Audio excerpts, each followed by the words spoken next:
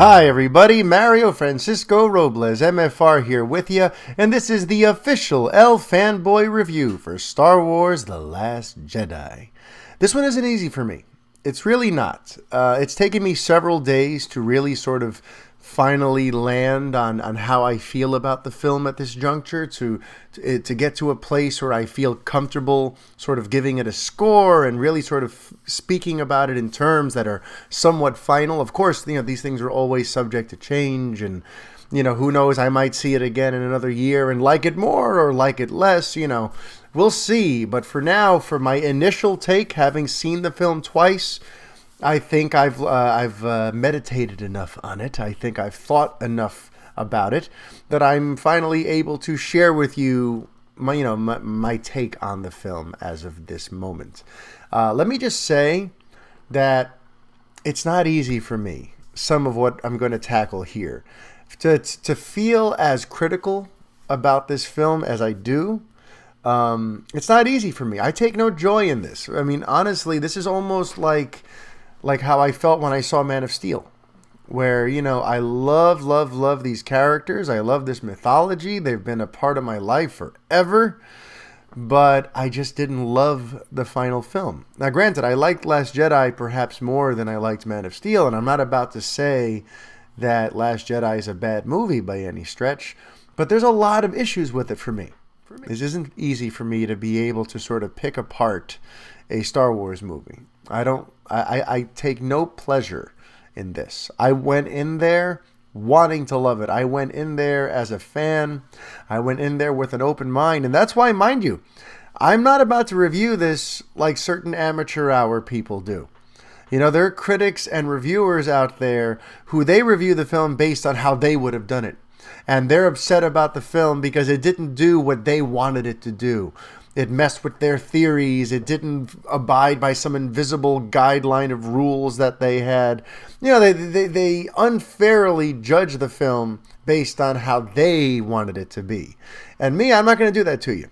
I've always decried the people who do that. I've always kind of put them to task for doing that, because it is our job to review these things based on what they actually are, not what we would have liked them to be.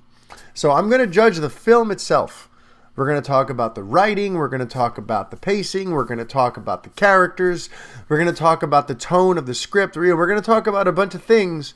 So I just want to get that out of the way now, too. Like, I'm not going to be one of these people who sits here mouth breathing at you because, why did they invent force powers? I've never seen this before. And in this book they said that. No, I don't care about any of that. I'm here to talk to you about The Last Jedi, the movie that's actually in theaters, the decisions that were made for it, not how it doesn't jive with what I would have done. Because who cares what I would have done? I don't work for Lucasfilm. At the end of the day, who gives a damn?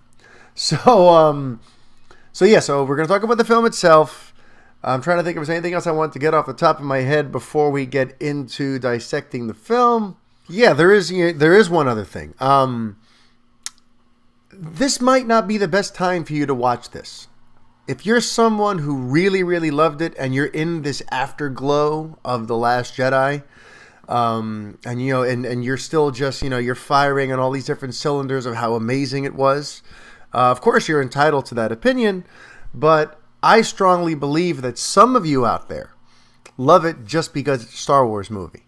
And because, you just, it's in you. It's such a part of who you are as a fan, and such a part of what you're into as a person, that it's going to be very hard for you to be able to look at this film from an objective place. Right now, you're looking at it as a giddy fan. Oh, we got another Star Wars movie, and there was Luke, and there was Yoda, and there was lightsabers. But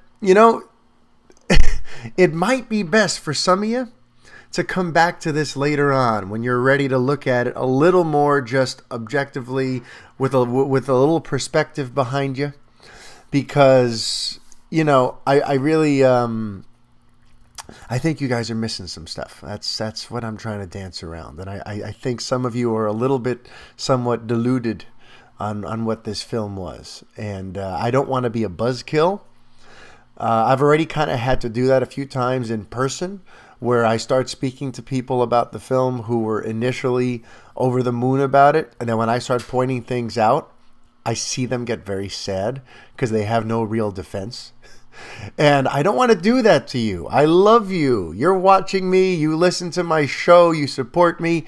I don't want to hurt your feelings. And I don't want to take away your love of this movie. I really don't. So I really am just sort of like trying to tread lightly here because, you know, it might be in your best interest to wait to watch this when you're not, you know, riding this high. I don't want to burst your high. But, okay, so look, let's get into the movie. All right, enough dancing around it. Let's talk about the movie. Where do I begin? You know what? Usually I start with the negative, right? If anyone who's seen my reviews here on the YouTube channel, I usually start with the negatives and then I end on all the positives. I like to try to send you home happy. But in this particular instance, since you know, the negatives are, I have much more to say about the negatives than I do about the positives. I'm going to reverse that. So I'm going to start off with the things that I really, really liked about the film. And then we'll get into sort of a long-form discussion on what I think just didn't work and I think was sort of a disservice. So I loved all the scenes on Ahch-To. Every time that we get to see Luke, I think the film is at its strongest and most compelling. I think Mark Hamill does some of his finest acting work. I loved a lot of the dialogue, a lot of what his character had to say, a lot of where he's at in this stage in his life. I think there was a lot of food for the soul there. And really, you know, I found myself checking my watch a lot of times, just waiting to get back to Ahch-To. A lot of the other stuff just felt like filler to me, like we were sort of running out the clock. And we'll get to that later. But Luke, to me, all the scenes involving Luke, that's what this film was. And it was great. I think practically every scene, and then just the vivid world they've created there. You know, with the porgs and those caretaker creatures, those like fish ladies, I'm going to call them. You know, I think they created this wonderful world there. I love the design of Ahch-To. I love the look and feel of it. I love that it has that dark portal to the dark side there, and I love how sort of poetic and metaphoric the whole situation is. So for me, I love all the scenes on Ahch-To. I also loved Yoda's cameo. I bugged out when we saw the back of his head and you saw the ears. I think I grabbed my wife's arm and we both were like, ah, you know, it was great. I loved what he had to say too. The dialogue really sort of held true. It felt like this is what Yoda would be saying to Luke at this juncture. I love the chemistry between him and Luke, that they still have that like master and apprentice feel, even though Luke is now this hardened old Jedi who is so over it and wants it all to end. They still, like, all of a sudden around Yoda, he seemed like that teenager again, that impatient teenager who doesn't understand why Yoda's doing what he's doing, and Yoda's still knocking him on the head, trying to talk some sense into young Master Luke. So I love that. I love that sequence. That really that worked for me. The scene with Holdo's sacrifice I thought was amazing. When she, you know, I saw it coming, but you know, when she starts turning the ship, and then she goes into the hyperspace, and she cuts right through the what do they call it? The dreadnought. I thought that was amazing. I got goosebumps. I loved how it happened too. The way it was done, like silently, because it happened just I just thought it was great. And I thought it was very, you know, sort of surprising and just a great way for her to go. I think she probably could have thought of doing that sooner, since like by the time she did that, you know, she already thought she had already accepted her fate that she was going to die. So why wait till like 15 resistance ships have blown up? But again, we'll get to the negatives later. But either way, despite the fact that she took too long to do it, I'm glad she did it, and I thought it was powerful, and I loved the way it was shot, and that was all very good.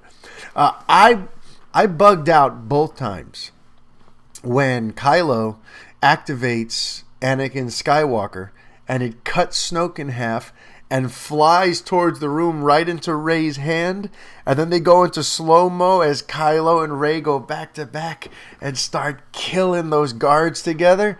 I'm like, oh, that was amazing. That was worth the price of admission for me. I think the first time I actually like shouted on Friday night when I saw it, I went, "Oh!" And then even when I saw it by myself on when was it? On Monday night, I was gripping my armrests, and it was just it got all those feels going. So I love that scene. I love that moment more than anything. I love that moment. I thought Luke's death was handled very, very nicely. The first time, which is funny because the first time I didn't. The first time I didn't feel anything. And that was kind of a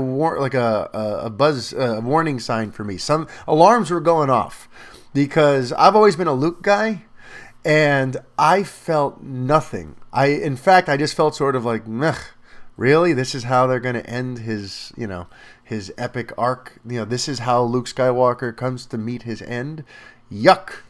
Part of it also was I had some strong issues in the 15 minutes leading up to it and how that third act shaped up, but we'll get to that again towards the end here. But the second time around, since we're talking positives, the second time around, I did care for Luke's ending, and it did hit home. I didn't cry or anything. I think ultimately I was way more emotional about Han Solo's passing in The Force Awakens, which is funny because I'm not really a Han Solo guy. I love the character, obviously, but I've always been more of a Luke guy, and Luke's death, neither time that I've seen it, really grabbed me by the throat. I thought it was way more powerful and poetic the second time around, and I appreciated it a ton more. But for whatever reason, it didn't hit those same notes for me. Not that it had to, but I just found it interesting that Luke has been this lifelong character that I've followed, and neither time have I been felt compelled to really mourn his passing. I also love the film's headier ideas. Something I spoke about on yesterday's podcast. Well, actually, for some of you, this will be last week's podcast because remember, my patrons get to see this for a week first. I love some of the headier ideas, despite the fact that I'm not sure Star Wars is the best medium to get these ideas across. It seems more like a Star Trek thing to try to incorporate these allegories for contemporary, our present relevant lives.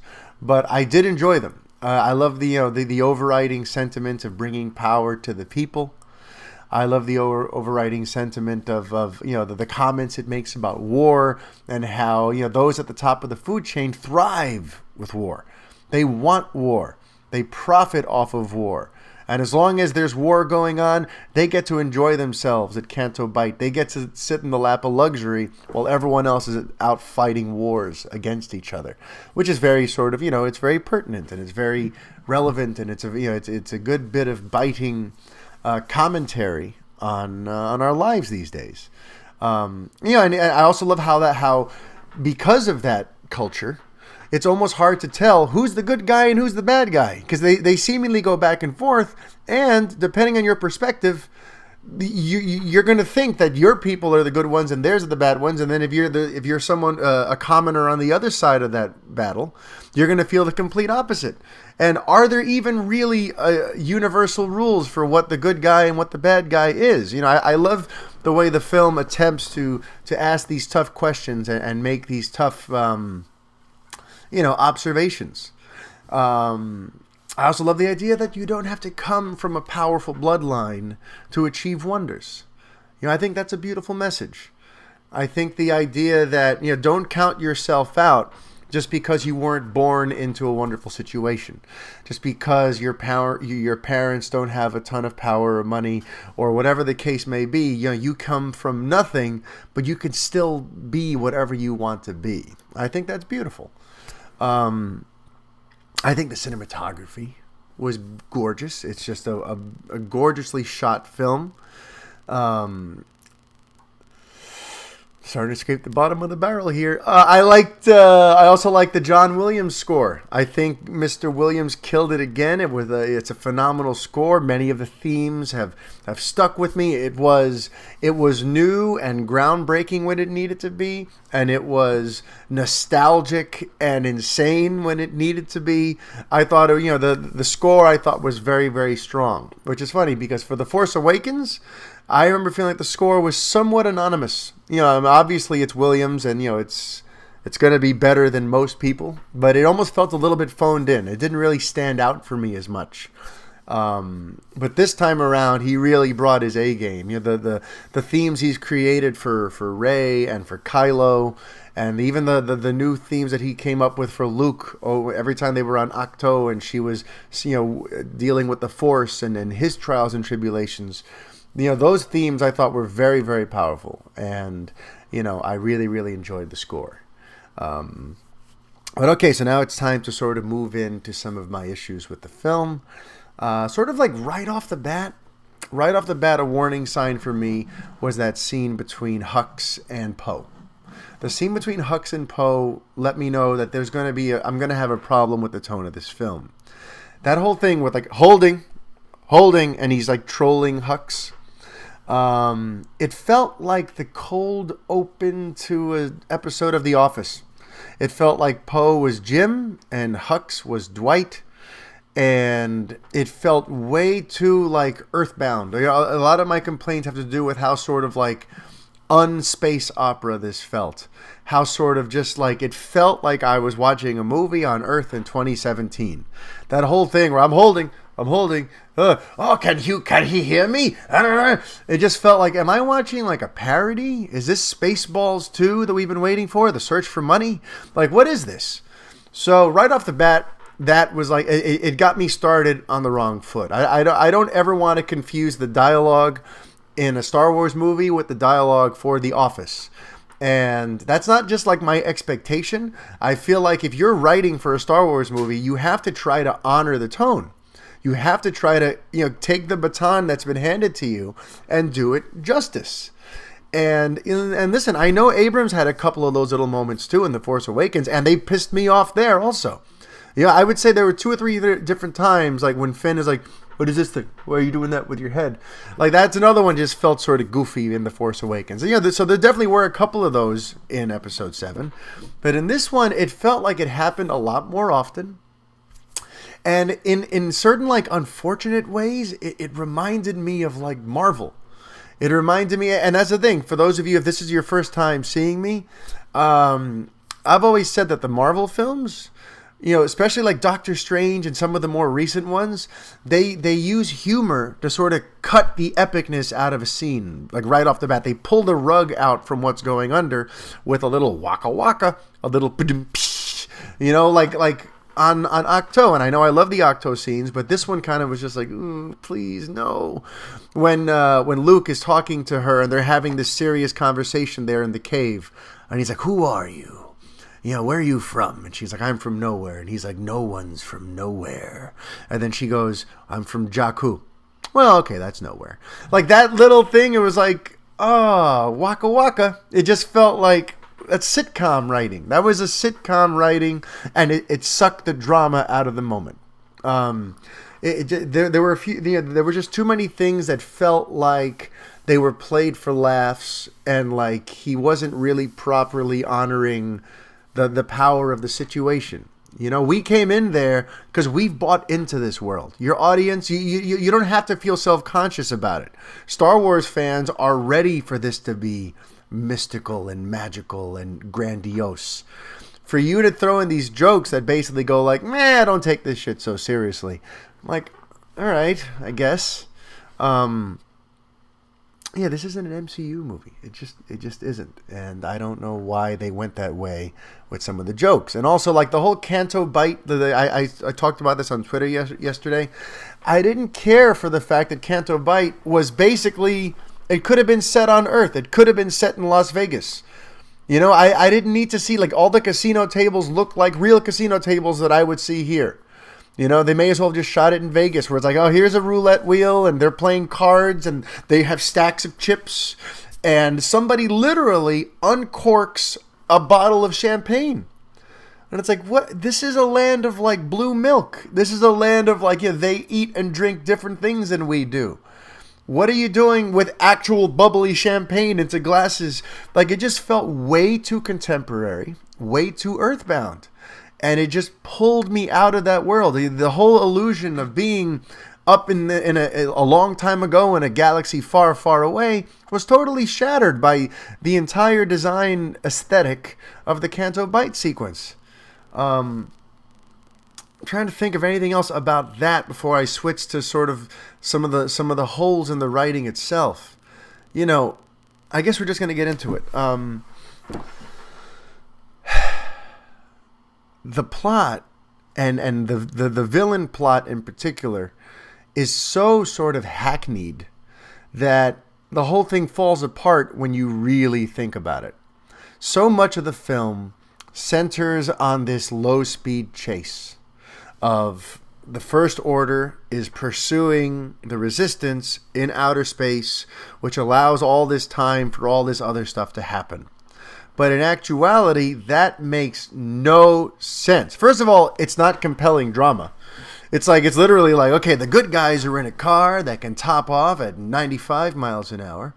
The bad guys are in a car that can top off at 85 miles an hour.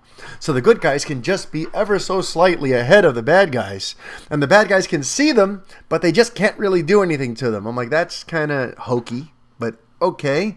But now let's think about the internal logic of the entire premise of that. The First Order, they want to snuff out the rebellion, right? And they know that they've got them right where they want them. That they're vulnerable, that their resources are depleted, that they're frantically trying to get away, that their fuel reserves are about to be gone. Like, they know they've got them right there. Why not just destroy them? Why give them all this time to come up with a plan B? Yes, okay, fine. We've established that they can't catch up. They can't just step on the gas pedal a little harder and go that extra, that little extra bit of speed that would put them right on them. Okay, fine. They can't do that. But you've got an entire fleet. You have an entire army. All these Star Destroyers filled with TIE fighters and TIE bombers and soldiers. Just deploy 1,000 of them at this and they're done. You have snuffed out the rebellion. Why would you not just do that? Why would you just go, well, I'm just going to patiently follow you menacingly from behind and just wait for you to run out of gas? Never mind, I have an entire military operation here with me that could bring them down. And mind you, they already showed that ship, the main ship with Leia on it, can be severely damaged by just some TIE fighters. Remember what happened? Kylo's flying with the 2 support ships next to him, and then he decides not to blow up where Leia is. But one of the other ships, they send a few blasters, and boom, they blow up the bridge. They practically kill Leia. Like, the ship is vulnerable. And yes, it has shields, but if you unload everything, just throw your entire arsenal at these guys, the resistance is dead. The whole thing is over. So really what that whole thing amounts to, it's that schmaltzy Hollywood writing of where the villain has the good guy and they've got him right where they want them. But instead of killing them, they twiddle their mustache and they tell them what they're going to do. And they give them all this time to figure out a solution. This was that done huge. This was that for like an hour. A whole central hour and a half of that movie was that. And that writing conceit has been mocked in spoofs. It has become a Hollywood punchline for the villain to do that sort of thing. To just, I've got you where I want you, but I'm not going to finish you off. This was that. And if you can't really argue with me about that. That's just the case. There's no reason that the First Order could not have just demolished the Resistance right then and there if they wanted to. So that incredibly flawed. But then what about the fact that Rian Johnson was so intent in trying to swerve us in terms of trying to get us to not trust Holdo, Laura Dern's character, that not only did he have her swerve us, but within the narrative of the story itself, they have her swerve her fellow characters, including our hero, Poe Dameron. Why did she have to be so purposefully obtuse with him? Why did she have to seem like a villain? Why did she have to keep the main plan to herself? That whole thing, the entire Canto Bight sequence, which, by the way, didn't amount to anything.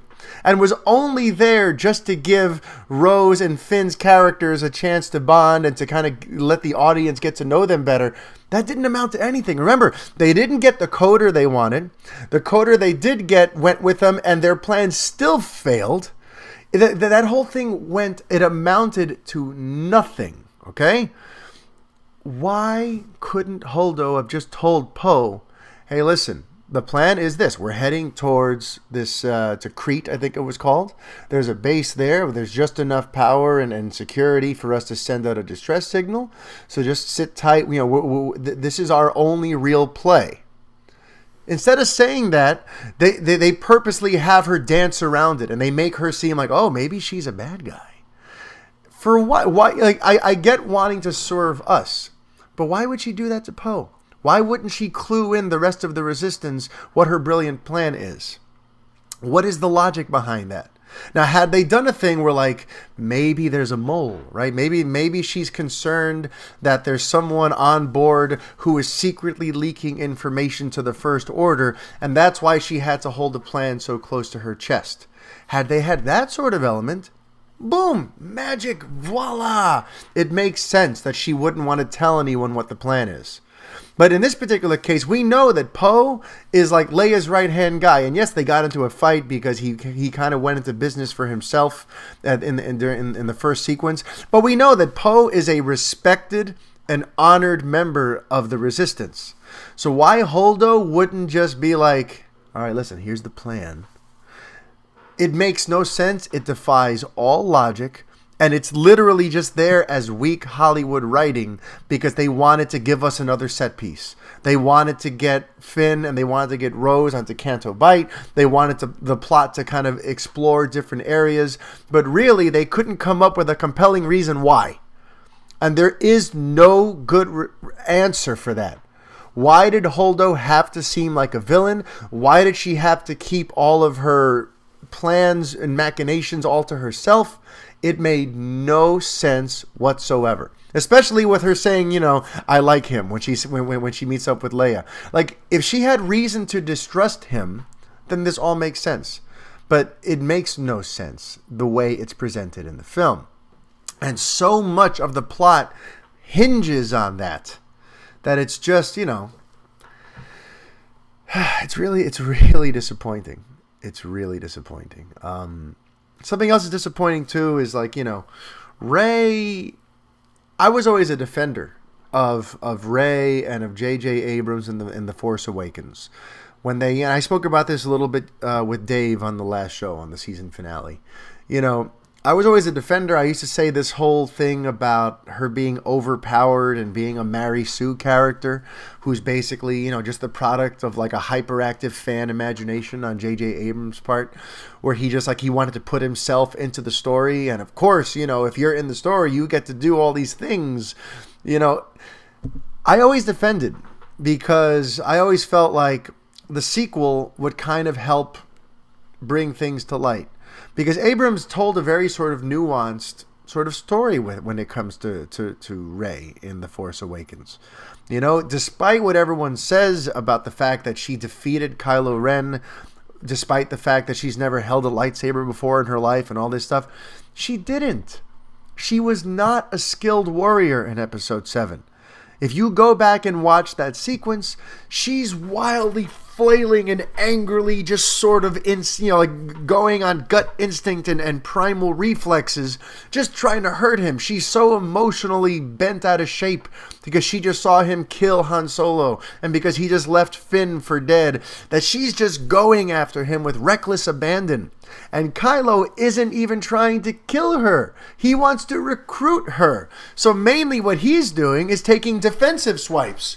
He's not trying to fight back. And he's incredibly injured. That rifle that he got shot with killed like all kinds of people. One of those blasts killed like 2 stormtroopers on the planet with Maz Kanata. Like, Abrams went out of his way to say, yes, she's incredibly powerful, but she also lacks discipline, and she needs to hone her skills. She needs to find a way to master the skills that are currently just sort of rough sketches in her. In this movie, they didn't do any of that. In fact, they exacerbated the problem. They actually just made her a superhero. In this movie, all of a sudden, she is a skilled warrior. You see her there with the bow staff there and doing all these forms and things. Like, when is she suddenly a badass with a bow staff? When is she all of a sudden this brilliant and gifted warrior? She gets the lightsaber and she's doing all kinds of fun stuff. It's like, okay, like, I guess she's a quick study. I mean, who taught her how to do this? It looks totally different than in Force Awakens, where she's just sort of flailing angrily and not particularly good at this. Now, all of a sudden, she's amazing at it. But what about this? What about the sequence with Snoke? He's surrounded by those elite guards there in the red, and they're like his elite deadly kill team. She can handle them by herself.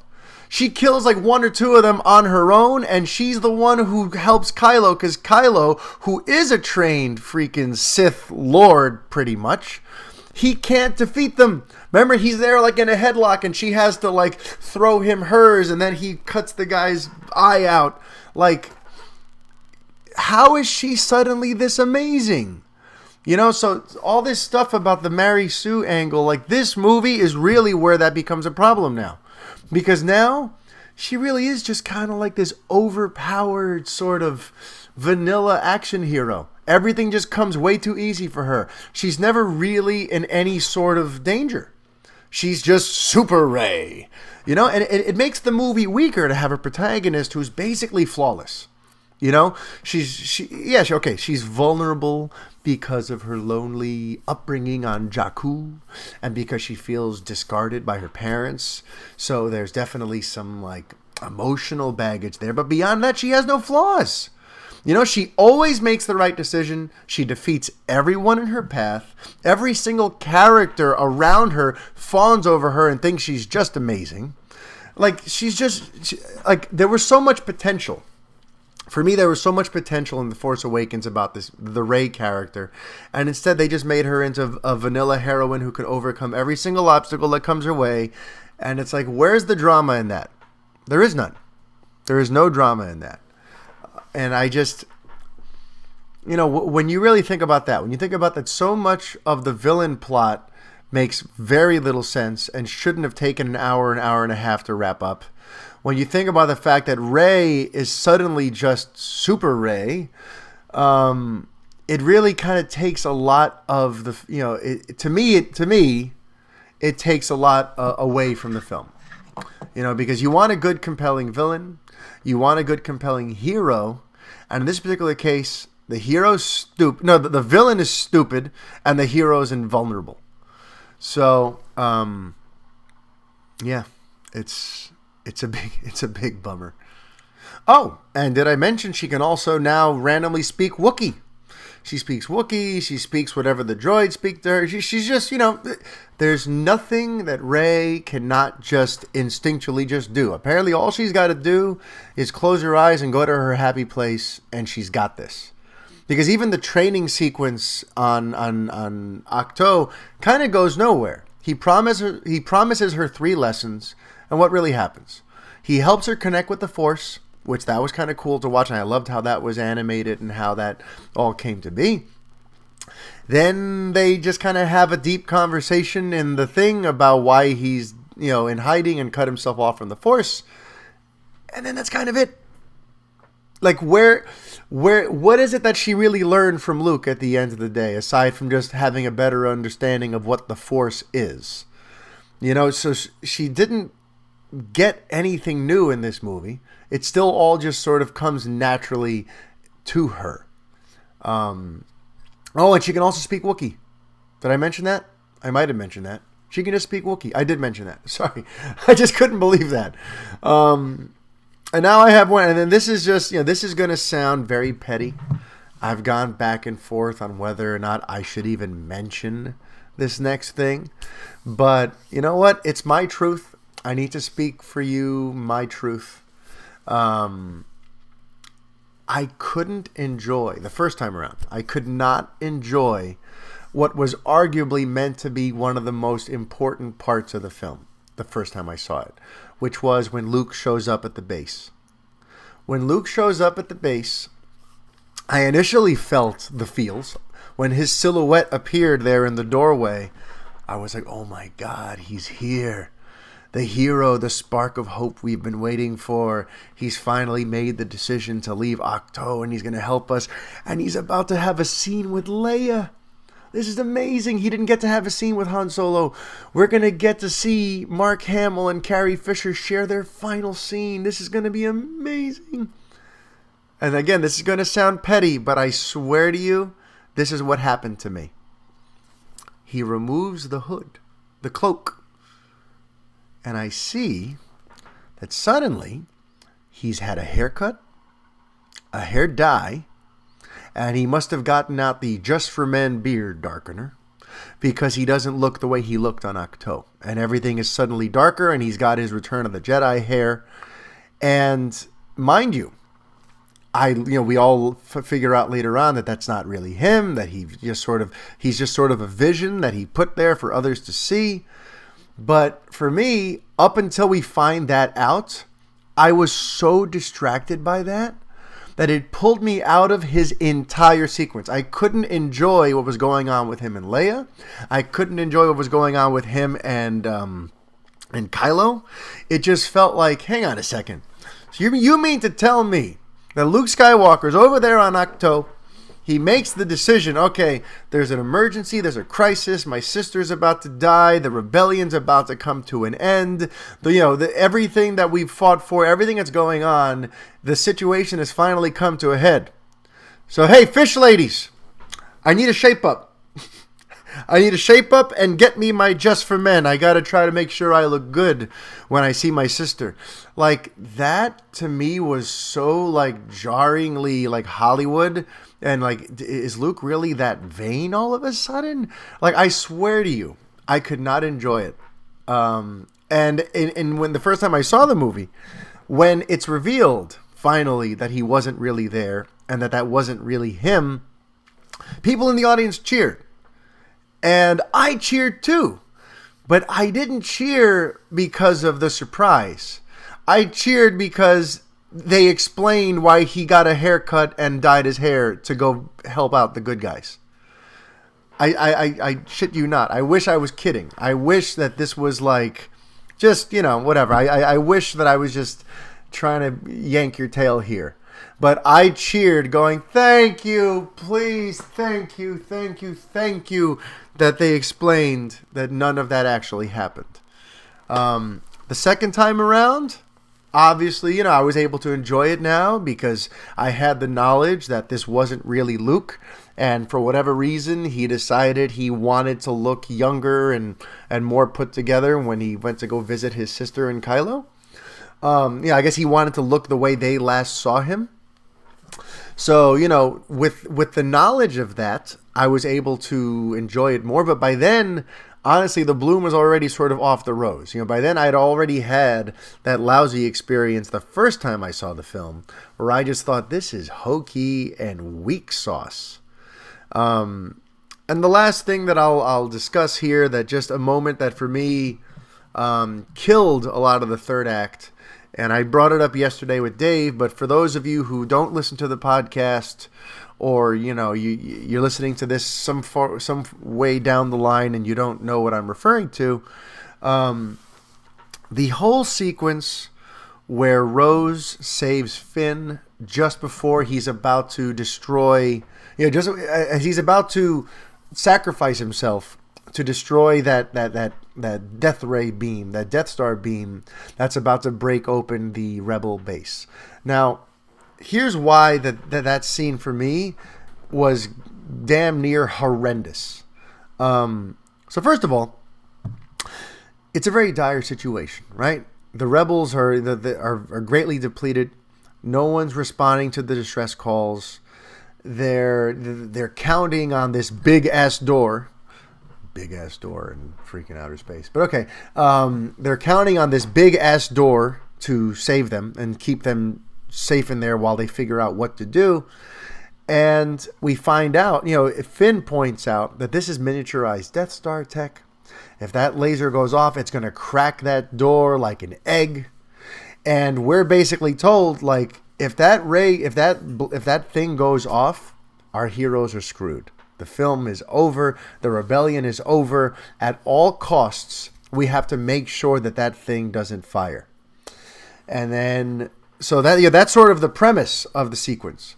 Then we see all of our heroes get on those ships, and they start to fly towards the thing. And right off the bat, we know that they're in a harrowing situation, that they're going up against this fleet of first order things. You have the AT-AT walkers, you've got what's his face, you've got Kylo, and you've got Hux in that other ship. Is that a Y-wing? I forget what those are called, but we know it's a hopeless situation.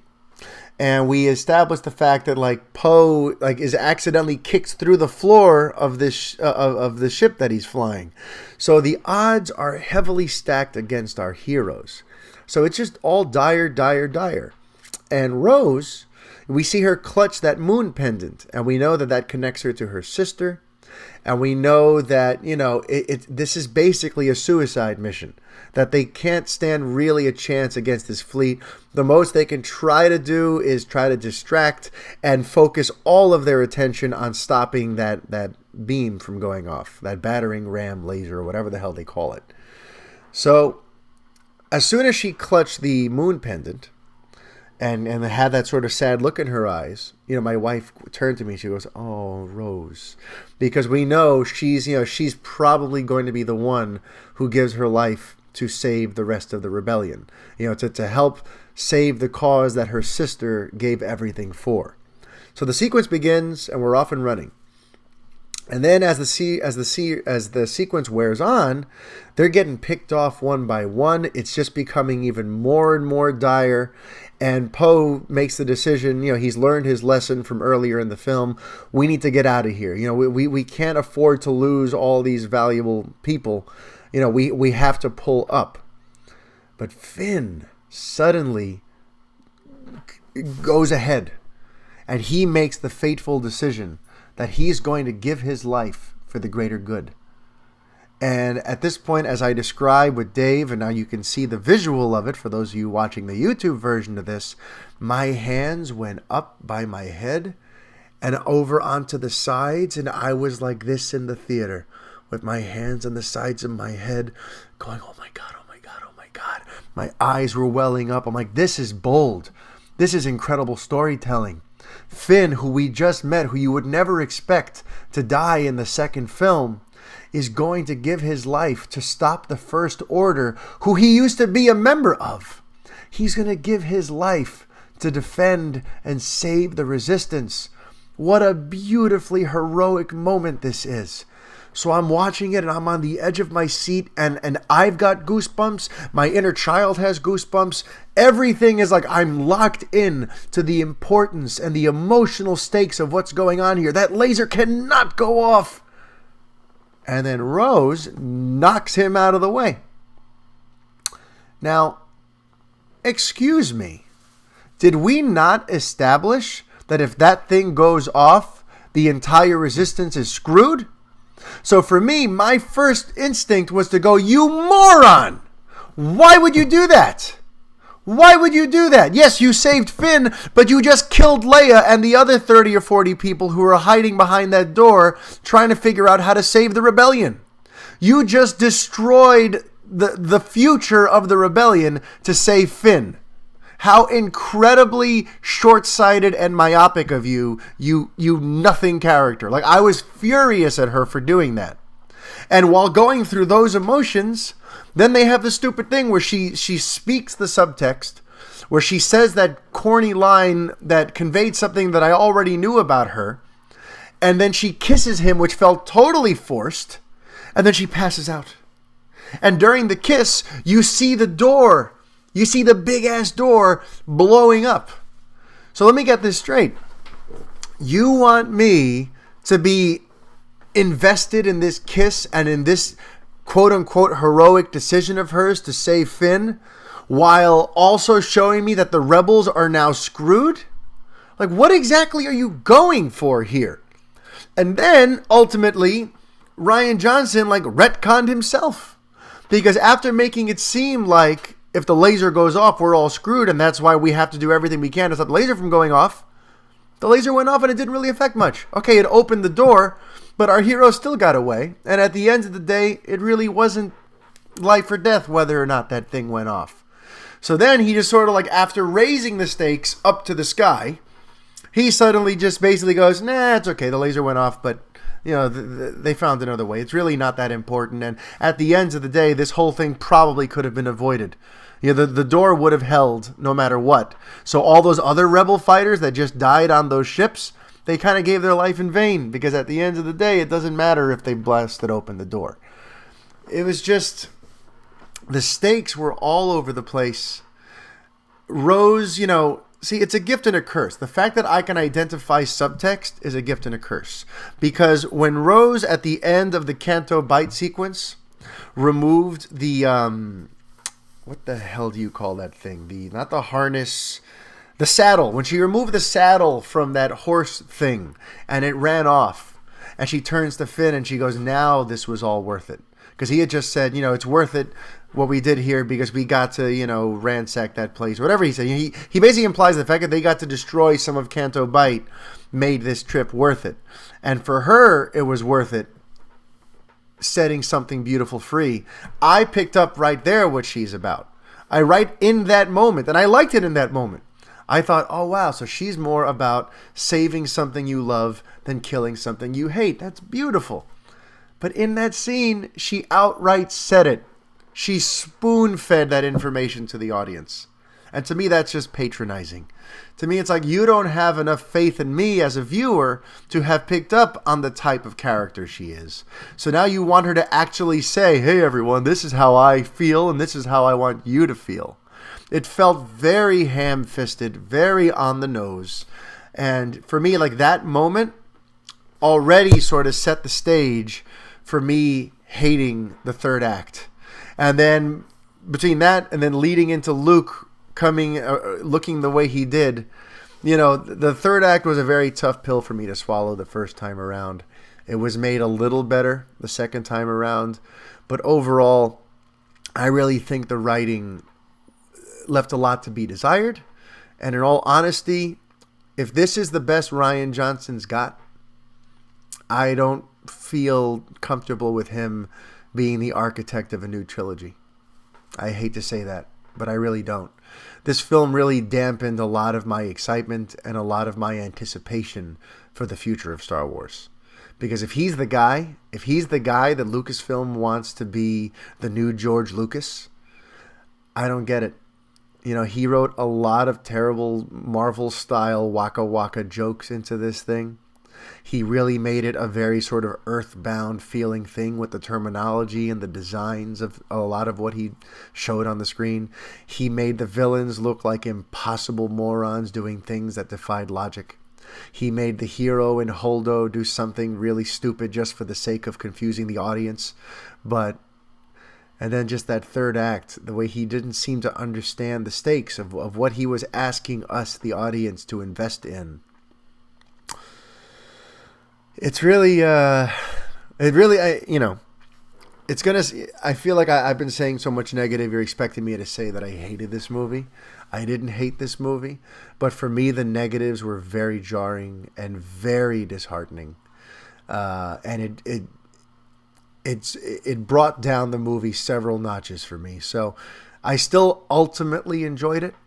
It was still it felt good to spend some time with these characters, and I'm fine with a lot of the creative choices he made and whatever.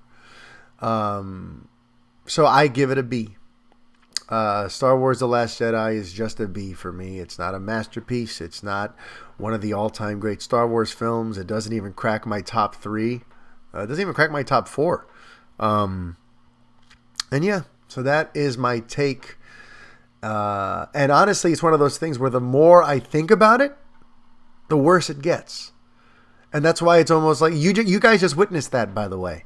Because in my mind, when I was thinking about making this video, I thought, okay, it'll be like 50-50. I'll spend like 5 or 10 minutes talking about what I liked. I'll spend 5 or 10 minutes talking about what I didn't like. And, it was an okay experience.